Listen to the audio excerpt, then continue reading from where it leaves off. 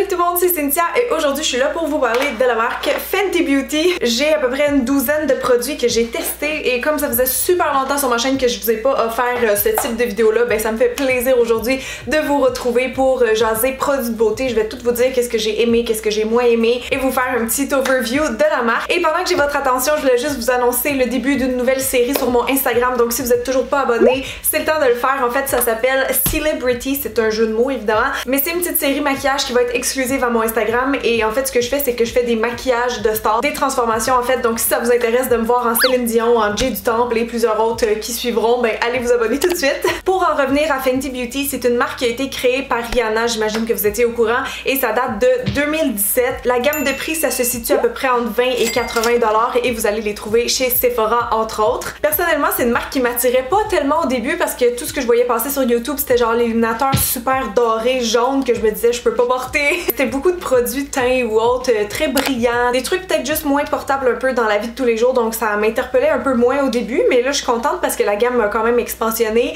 Ça reste quand même une jeune marque puisque ça fait seulement 2 ans qu'ils sont sur le marché, donc évidemment ils n'ont pas fini de sortir tous les produits qui doivent sortir. Dans ce que j'ai testé moi personnellement, il y a beaucoup de produits teints, il y a des produits lèvres, mais tu sais au niveau des yeux et tout ça, il y a encore plusieurs produits à venir, j'ai l'impression. Mais comme dans les dernières semaines, je me suis donnée à fond pour tester tous ces beaux produits-là, ben j'avais envie de vous faire un petit overview aujourd'hui des tops et des flops. Je pense qu'on va commencer tout de suite avec le visage puis on va y aller dans l'ordre d'application. Fait qu'avec les bases, j'en ai 3 ici, je pense que c'est les 3 qui existent. C'est bien parce qu'il y en a vraiment pour tous les besoins. Donc la blanche c'est la matifiante, la rose c'est la hydratante et la beige ici c'est plus celle qui est lissante, perfectrice et tout ça. Ma préférée selon mon type de peau qui est un peu déshydratée, c'est l'hydratante, donc la Hydrating Primer Pro Filter en Soft Silk. La texture est vraiment agréable si vous avez la peau sèche ou déshydratée parce que c'est très gras, c'est très hydratant en fait, mais tu sais quand on le met c'est un peu plus riche même que la sensation d'une crème habituelle, j'ai l'impression. Ça laisse vraiment comme un petit fini gras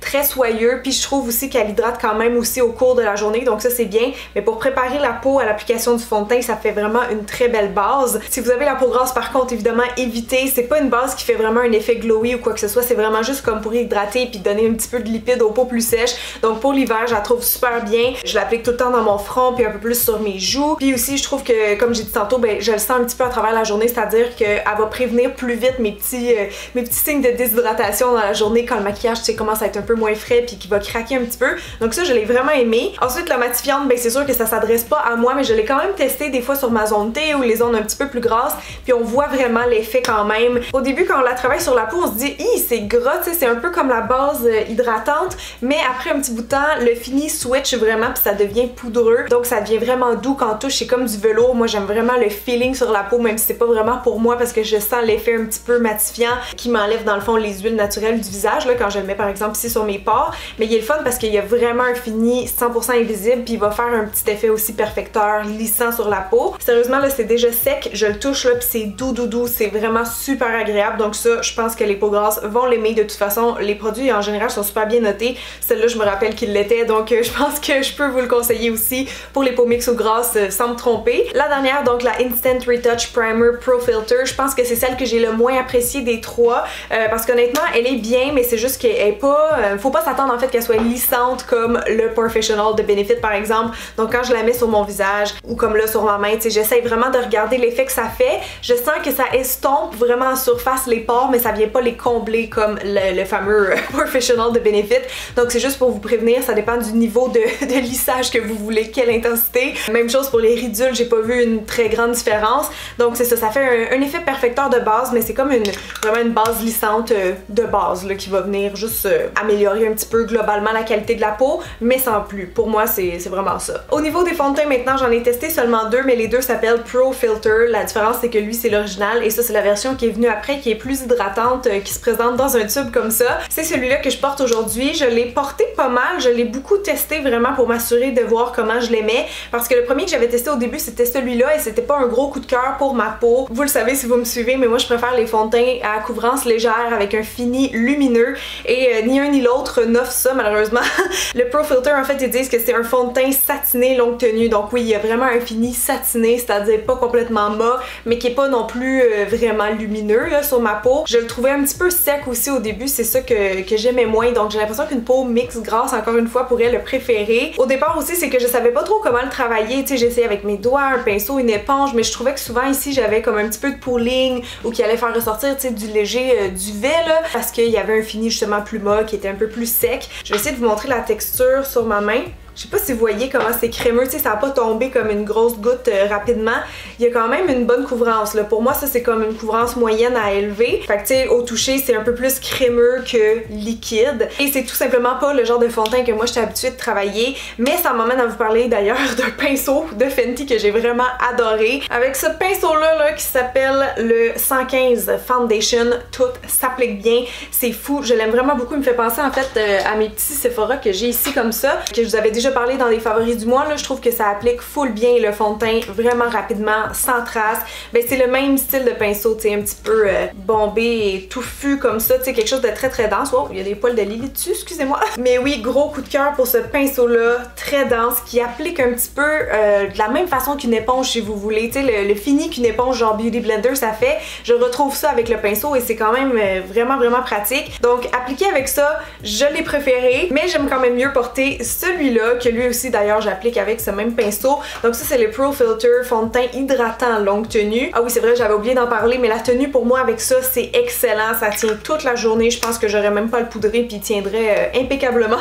Mais celui-là aussi il tient très bien, même s'il est plus hydratant. Je me suis rendu compte en fait dans la journée que quand je touchais ma peau comme ça, oh, c'était toute fraîche, c'était comme vraiment agréable comme sensation. J'ai jamais remarqué ça vraiment avec d'autres fonds de teint. Fait que oui, l'effet hydratant je le sens vraiment à l'application, mais aussi dans la journée. Donc ça c'est super agréable. Je sais pas si vous êtes une vraie peau sèche, comment vous allez le trouver parce qu'il est assez couvrant. Puis lui aussi, il a un fini satiné, il est pas plus lumineux que l'autre, je trouve. Mais pour moi, quand je veux quelque chose de bien unifiant, que je sais qu'il va tenir toute la journée, je vous dirais que c'est une valeur sûre.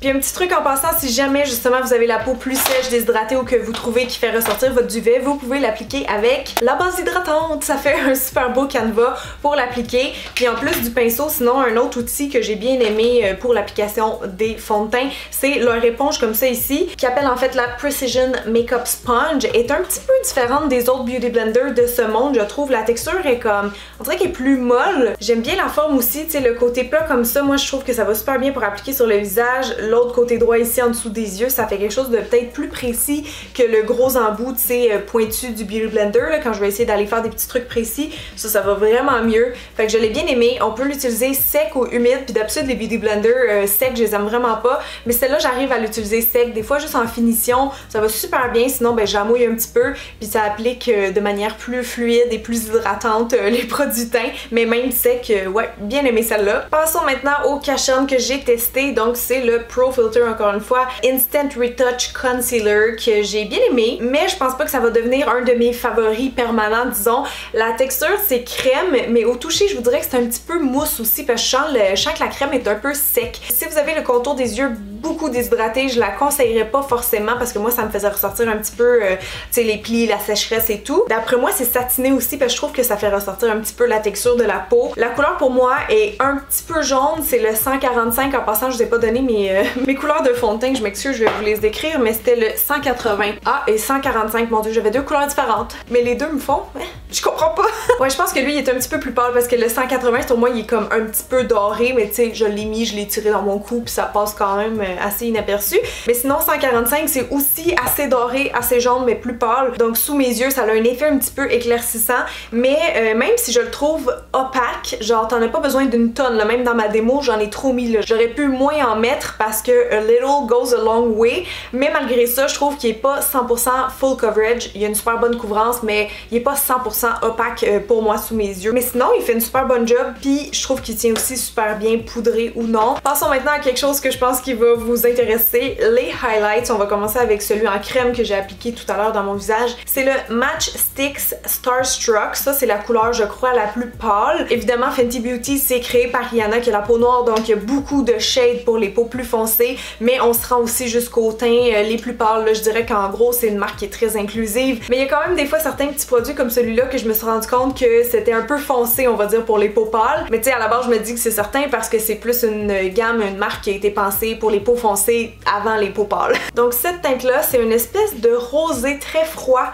Il y a presque des fois des reflets un petit peu lilas à l'intérieur. Je le trouve vraiment beau. C'est vraiment un highlight en stick, mais qui est pas gras. Il est très sec, en fait, au toucher et aussi très fin. J'ai rarement touché des highlights qui étaient si comme légers sur la peau. C'est un peu différent à l'application justement parce que ça glisse pas autant, mais sont vraiment modulables et ça fait en sorte qu'ils ont quand même une bonne tenue, je trouve. Par contre, ça c'est pas vraiment un highlight qui a un effet naturel. Si on regarde, il y a vraiment beaucoup de petites paillettes argent dedans. Et à la fin de la journée, honnêtement, c'est pas mal juste ça qui me reste sur la joue. Mais la base, qui est un peu couleur peau si on veut, ben ça je la vois plus vraiment dans la journée. Puis l'autre affaire, comme je dis, la couleur est un peu foncée pour moi. C'est pas un rose qui est plus clair que ma peau, donc ça a pas vraiment un effet d'illuminateur. Ce qui donne l'effet éclaircissant avec ce produit-là pour moi, c'est les petites paillettes argent dedans. C'est pas le fond, là, genre la base de couleur. Ça, sur moi, ça fait pas le meilleur effet parce que c'est plus foncé. J'espère que vous me suivez. Donc ouais, je pense que sur une peau un peu plus mate que moi, ça serait vraiment parfait parce que l'effet de lumière, je veux dire, on le voit, c'est magnifique, mais c'est juste un peu foncé pour moi.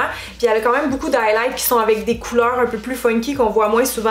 Perso, c'est moins mon truc, j'aime ça un highlight qui est juste comme ma peau mais plus pâle. Donc ça, il y avait pas malheureusement, je pensais que cette couleur-là m'irait, mais c'est un petit peu trop foncé ou trop rosé, on va dire, pour ma peau. Mais sinon, j'aime vraiment le fait qu'il soit modulable et aussi, je trouve qu'il fait un très beau glow, tu sais, un peu wet, genre un effet mouillé, là, je trouve ça vraiment magnifique. Prochain highlight que j'ai testé, c'est le Killawatt et je sais qu'il s'en fait des solos, mais celui-là, c'est un duo. Donc j'ai Lightning Dust et Fire Crystal à l'intérieur et très contente quand je les ai testés après le stick. Je me suis rendu compte que celui-là, il était assez pâle pour ma peau, fait que je peux les utiliser encore dans le futur. La première couleur, c'est un peu comme une espèce de champagne, vous le voyez ici, là, c'est un peu plus pâle que ma peau, mais ouais, il y a autant de pêche que de rose dedans, je vous dirais. Ils sont modulables aussi, c'est un reflet qui est très lisse, celui-là, il n'y a pas de brillant à l'intérieur. Le deuxième, par contre, oui, il y a un petit peu plus de particules brillantes dedans. Il fait aussi justement un fini plus métallique et plus rosé, comme plus froid. Vous voyez la différence entre les deux. Tu sais, les deux, je peux les porter comme highlight, mais si je veux quelque chose de plus métallique, plus intense, je vais prendre lui. C'est pour ça que j'ai comme terminé mes highlights tantôt avec cette couleur-là spécialement. Au toucher, ce qui est le fun, c'est qu'ils sont vraiment crémeux. Tu sais, on sent le petit côté un peu buttery. C'est ce qui fait aussi que ça fait si lisse que ça sur la peau.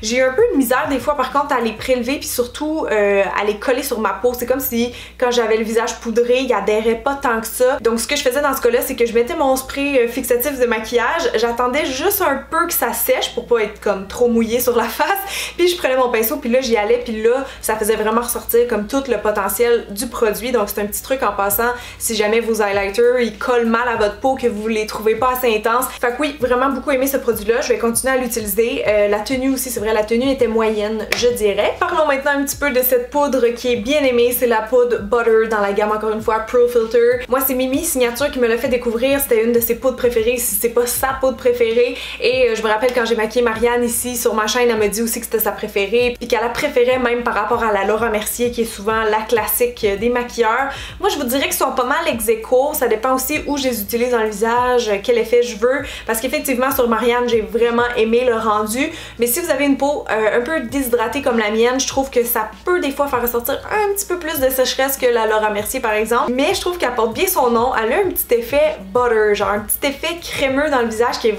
J'ai tout le temps des mouches à fruits.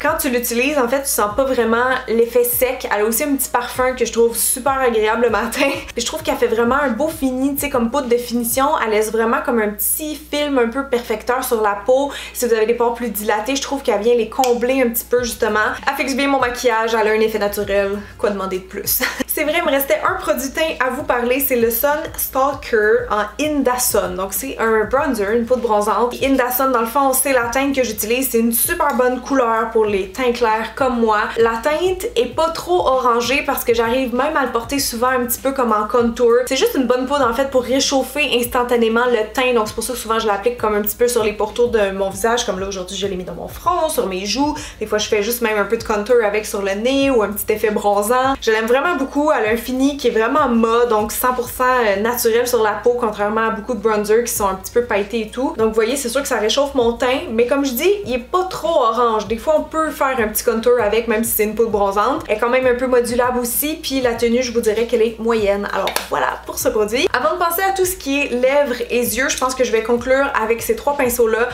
En fait mes deux préférés, c'est celui-là fond de teint que je vous ai montré tantôt et celui-ci qui est le 195 bronzer. Donc justement je m'en suis servi tantôt pour appliquer le bronzer, mais je vous dirais qu'il est pas très large pour un pinceau poudre bronzante, tu sais, comme honnêtement il est quasiment assez mince justement pour venir comme creuser une joue, mais si vous l'employez dans ce sens-là, ben là c'est sûr que vous avez plus de surface couverte, donc ça fait un effet plus overall. Mais oui, celui-là j'avais bien aimé. Tous les pinceaux je les ai aimés, je veux dire, sont de bonne qualité, ils perdaient pas leur poil, ils sont doux, ils sont vraiment souples et agréables sur la peau, super beau packaging aussi. Ça c'est une critique positive en fait que je peux faire sur toute la gamme, même si je disais qu'au début ils m'intriguaient pas tellement. Je peux pas dire par contre que les packaging je les trouvais pas beaux, genre sont vraiment très photogéniques, très esthétiques ces produits-là, donc ça c'est un gros thumbs up pour ça. Mais sinon les deux autres pinceaux que j'ai ici sont un peu plus funky, c'est le 190 bronzer et le 120 highlight. Donc celle-là je m'en suis servi effectivement tantôt pour appliquer la poudre illuminatrice, mais je suis pas tellement à l'aise perso avec ce genre de forme là. C'est vrai que ça épouse quand même bien les contours du visage vu qu'il est comme un petit peu incurvé, mais je peux pas dire qu'il a remplacé mettons mes pinceaux highlight préférés, ni celui-là qui est pour le bronzer aussi, puis le but c'est vraiment d'avoir quelque chose qui est comme un peu curve hugging donc qui vient chercher la joue, qu'on pourrait même utiliser dans ce sens là. Tu sais, vu qu'il y a plusieurs découpes en fait il est assez multifonction je vous dirais, puis oui tu sais c'est sûr que ça va bien comme suivre la forme du visage, mais je préfère encore quelque chose de rond qui va être vraiment foolproof je dirais. Ok, ça avance bien, il nous reste juste ces produits là. Je vais juste faire un petit aparté pour les crayons à sourcils parce que je les avais testés avec vous l'autre fois dans mon unboxing slash première impression, donc je pense que je vais juste vous réinsérer le clip pour que vous ayez mon avis parce que le seul qui me reste en ce moment c'est un crayon sourcil blond. Ça veut dire que j'ai pas gardé l'autre, donc je l'ai sûrement pas assez apprécié pour le garder. En fait dans mon souvenir je pense que c'est parce qu'il était assez translucide. Ouais, c'est ça, ils sont comme vraiment modulables, donc je trouvais ça long faire mes sourcils qui ont besoin de beaucoup de coups de crayon le matin. Il y a une texture qui est un peu plus gel aussi, donc c'était le fun, il était pas gras, il était pas sec. Puis il y avait une petite brosse que je trouvais bien spéciale, c'était la première fois que je voyais une petite brosse dans ce style-là, un peu comme les pinceaux artistes pour le visage.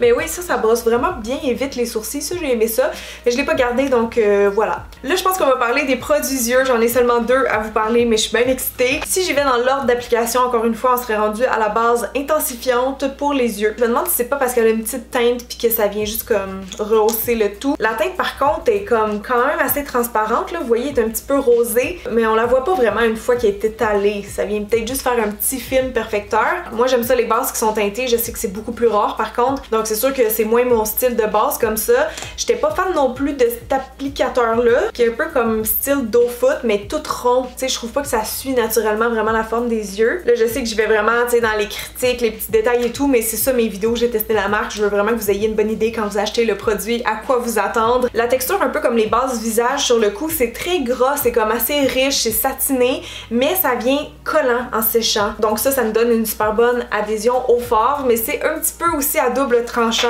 parce que moi les bases, je les applique tout le temps de la paupière mobile jusqu'aux sourcils et bien après ça quand je m'en viens travailler directement avec les fards, ben on est sur quelque chose de collant puis ça c'est poudreux. Donc vous pouvez imaginer un petit peu qu'est-ce qui arrive, évidemment ça bloque, ça vient comme jammer. Donc le truc avec cette base là, comme toutes les autres bases qui sont plus collantes que sèches, c'est de mettre un petit voile de poudre sur l'arcade sourcilière par exemple, juste pour vous aider à dégrader les fards par la suite. Il y en a même qui vont appliquer leur poudre partout sur la base. Donc bref, je pense que sur la paupière mobile, l'effet collant permet vraiment de faire une bonne tenue puis faire ressortir l'intensité métallique un petit peu des fards, mais plus haut sur la paupière ça peut être juste un peu risky, fait que c'est pour ça que je voulais vous donner mon truc en passant. Mais sinon je l'ai bien aimé la base, je trouvais qu'elle fonctionnait, qu'elle faisait tenir mes fards toute la journée. Et c'est ce qui m'emmène à vous parler d'un de mes coups de cœur, c'est la palette Moroccan Spice de Fenty Beauty que je me disais mon dieu que j'ai l'impression que personne n'en parle puis pourtant c'est un petit bijou selon moi. La première fois que j'ai mis cette couleur là dans mon creux pour faire une couleur de transition sur la base Fenty Beauty, j'étais genre oh my god, je serais jamais capable d'estomper ça, genre c'était tellement intense et pigmenté. Le payoff est super bon. C'est sûr qu'après comme dans toutes les palettes du monde, il y a toujours certaines couleurs qui sont moins efficaces comme le petit violet ici, je les ai toutes testées honnêtement, je pense les teintes, puis le violet ici il était un peu plus poudreux, il était moins lumineux aussi sur ma paupière que quand je le swatchais sur ma main par exemple. Puis il y a des couleurs que je pensais pas qui étaient comme duochrome, mais ce petit rose là quand je l'ai swatché c'est ce que je me suis rendu compte. Celle-là que j'ai mis un petit peu comme en topper sur mes yeux, je savais pas, mais c'est plus comme des genres de brillants, puis lui aussi il y a un petit effet un peu duochrome dedans. Je pense qu'elle est vraiment bien construite, bien balancée. Vous avez des neutres, des couleurs chaudes et des couleurs froides. C'est vraiment comme séparé assez équitablement. Même chose pour les satinés, les pailletés et les mat. On peut vraiment comme s'amuser à faire différents finis sur les yeux. Overall, très bien, autant niveau pigmentation que la tenue. Moi j'ai eu aucun problème à les travailler, je trouvais qu'ils se travaillaient super bien, super modulable aussi. La seule affaire qui manquerait pour moi dans cette palette là, c'est parce que moi j'aime ça quand il y a toujours genre du blanc ou du beige puis du noir mat pour faire comme toutes les intensités de couleurs. Donc le plus foncé si on est dans les neutres c'est ce brun moyen là, ou sinon dans les couleurs froides c'est genre le bleu qui est là si vous voulez quelque chose de mat. Et au contraire pour faire par exemple une couleur de transition, votre couleur mat la plus pâle ça va être cette espèce de brun orangé là qui est quand même foncé pour moi pour une couleur de transition, donc je suis obligée de prendre un beige ou une poudre dans une autre palette juste pour venir fondre le tout vers le sourcil parce que ça pour moi ça peut pas être une couleur de transition. Donc c'est ce que j'essayais d'expliquer tantôt quand je disais que c'est sûr que la créatrice de la marque c'est quelqu'un qui a la peau noire, donc il faut que les couleurs fonctionnent pour toutes les carnations. Un brun plus pâle que ça aurait juste pas été une couleur qui fonctionne sur les teints à peine plus foncés que moi là, tu sais comme de médium à foncé. C'est une couleur qui aurait été vraiment comme inutile dans la palette si on regarde une couleur mate là, comme de transition.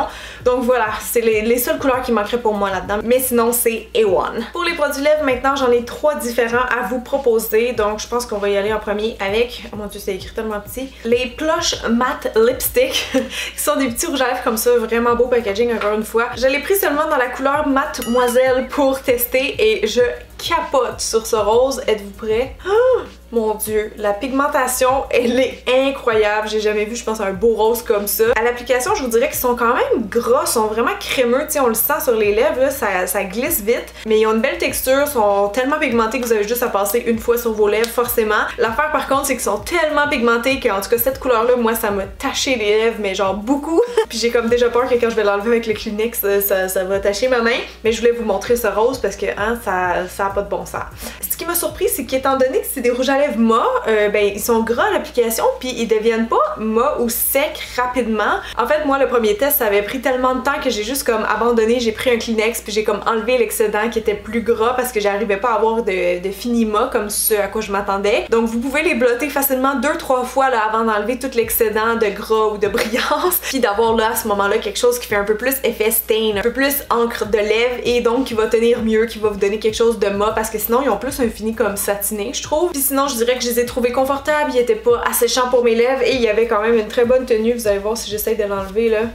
Tous les pigments restent sur ma peau, j'ai juste enlevé comme le petit effet gras. Ensuite j'ai testé un des brillants lèvres comme ça, je me rappelle j'avais déjà demandé à Priscilla qu'est-ce qu'elle portait sur les lèvres dans une story, je trouvais ça trop beau son gloss puis c'était ceux-ci. Sauf que je pense que j'ai pas pris la bonne couleur, il me semble qu'elle c'était comme un petit rose pâle puis moi je suis allée avec Fenty Glow qui était la couleur universelle, c'était vraiment comme ça qu'il le décrivait sur le site, mais je regrette un peu parce que je la trouve un peu foncée pour moi étant donné que c'est une espèce de orange cuivré, c'est pas le genre de couleur que je porte habituellement.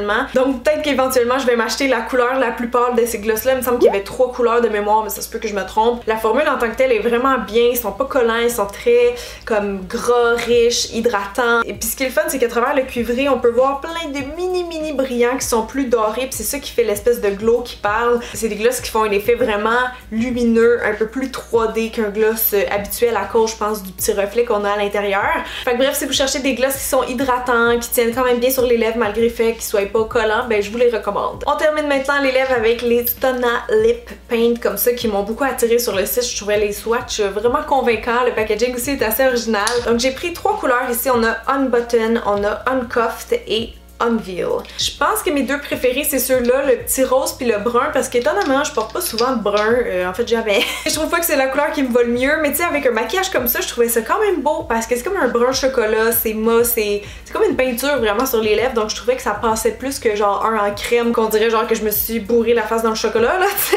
Puis celui-là même s'il a l'air quand même rose là-dedans il sèche quand même tout le temps plus foncé, on dirait les rouges à lèvres liquides donc en réalité c'est comme plus un rose mauve assez foncé là, ça peut pas être un neutre ou un nude pour moi. Celle-là là par contre oui, c'est comme vraiment plus pêche, c'est pas justement une couleur que je suis comme habituée de porter, mais sinon je vais toutes vous les swatcher, vous allez voir la pigmentation c'est vraiment quelque chose, mais comme avec tous les rouges à lèvres liquides là en général, c'est vraiment comme de la peinture 100% opaque. Ils m'ont fait vraiment penser en fait ceux-là là, de NARS qui s'appellent les Power Matte Lip Pigment. C'est le même genre de texture un petit peu liquide comme de l'eau et qui va sécher plus mat. Pour vrai, pour moi c'est vraiment très comparable comme produit. Je trouve pas que c'est la texture la plus facile à appliquer parce que justement c'est tellement liquide, tellement léger que ça glisse vite sur les lèvres. C'est comme des huiles sèches en fait un petit peu, c'est vraiment ça le terme je pense. Et vous voyez peut-être là mais ils sont pas encore totalement secs, ça leur prend quand même plusieurs minutes avant de devenir mat et je trouve qu'ils viennent pas nécessairement 100% mat, ils ont quand même un petit fini qui reste dedans un peu plus que ceux-là. Genre ils restent un petit peu satinés malgré tout. Au début aussi quand ils sèchent ils sont un petit peu collants puis je voulais juste vous montrer l'embout parce qu'il est comme assez spécial, j'ai jamais eu de produit lèvres qui ressemble à ça. J'ai trouvé que ça appliquait quand même bien par contre, même si c'est assez particulier comme forme, tu sais c'est rond puis on peut y aller comme ça pour être plus précise pour venir comme tracer le contour des lèvres aussi.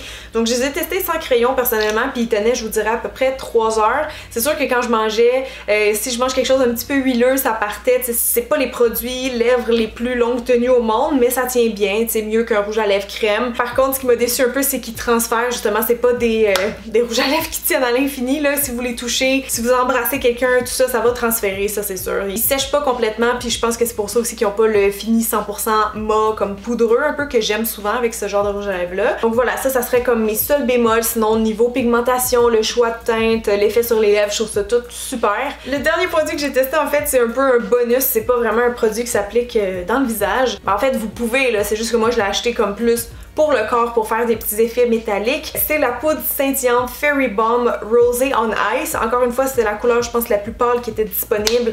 On n'est pas dans quelque chose qui est blanc, c'est vraiment plus rosé, donc c'est pas illuminateur pour moi encore une fois. Donc ça, c'était juste ma petite déception. C'est ça, c'est pas vraiment plus pâle que ma peau, mais la couleur est vraiment folle. C'est comme un rosé cuivré métallique. Ça fait vraiment un super bel effet de lumière. Sur une peau genre plus foncée que moi, oh mon dieu que ça serait beau, j'ai vraiment hâte de l'essayer. Je sais pas trop dans quel contexte parce que c'est très brillant, c'est quand même un espèce de glow qui peut devenir facilement éditorial. Si vous êtes maquilleur, je pense que c'est le genre de produit qui peut vous faire triper, tu sais, le long d'un tibia, sur un décolleté, c'est super beau. Mettons que je viens en chercher un petit peu comme ça avec un pinceau.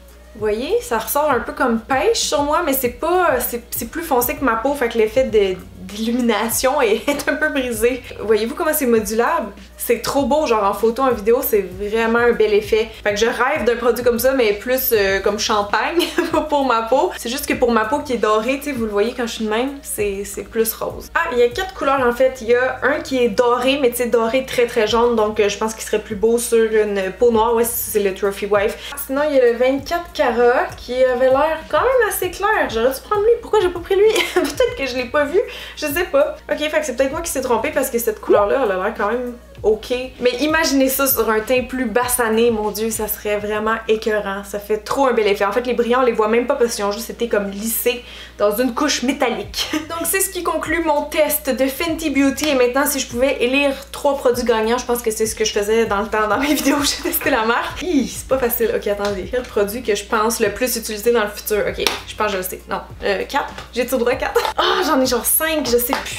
Ok, je vous les montre rapidement. Mais la palette highlight en poudre comme ça, avec les 2 couleurs, vraiment beau. La poudre que j'avais déjà adoptée. Le bronzer aussi que j'avais déjà adopté, il était déjà dans mon tiroir ici, donc forcément c'était un favori. Et dans les nouvelles découvertes, dans les nouveaux favoris, j'ajouterai à ça la base hydratante parce que c'est le genre de produit que j'aime utiliser en ce moment. Donc voilà, j'espère que ça va vous aider dans vos choix. Puis maintenant, je veux absolument, avant que vous partiez, que vous me disiez dans les commentaires c'est quoi que vous avez testé de Fenty Beauty, c'était quoi vos produits préférés, ceux qui vous ont moins impressionné, et peut-être même juste vos impressions sur cette marque-là de manière générale. Donc merci beaucoup d'avoir été avec moi aujourd'hui mes amours, je vous aime très très fort et je vous dis à très bientôt. Si vous voulez avoir des nouvelles plus rapidement de moi, n'hésitez pas à vous abonner à ma chaîne de vlog où je pose des vidéos à chaque semaine, hein. Je fais 2 vidéos par semaine parce que j'en fais aussi là. Donc allez nous rejoindre à cet endroit là aussi et ben je vous fais des bisous et je vous dis à très bientôt. Bye!